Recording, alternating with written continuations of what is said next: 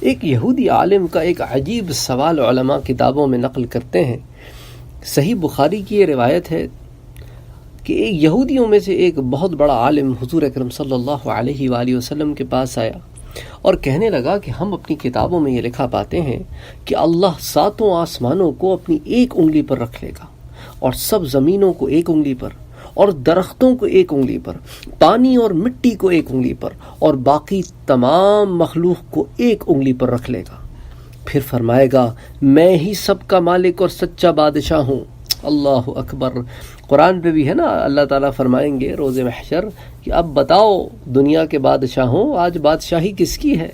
من الملک اليوم، آج کس کا ملک ہے؟ آج کون بادشاہ ہے؟ تو اس نے کہا کہ اللہ کے رسول، ہم تو اپنی کتابوں میں یہ پاتے ہیں کہ اللہ کہے گا کہ اب دیکھو میں ہی سچا بادشاہ ہوں۔ حضرت نے جب یہودی عالم کی یہ سچی بات سنی تو آپ کھل کر ہنس دیے، یہاں تک کہ آپ کے مسوڑے ظاہر ہو گئے۔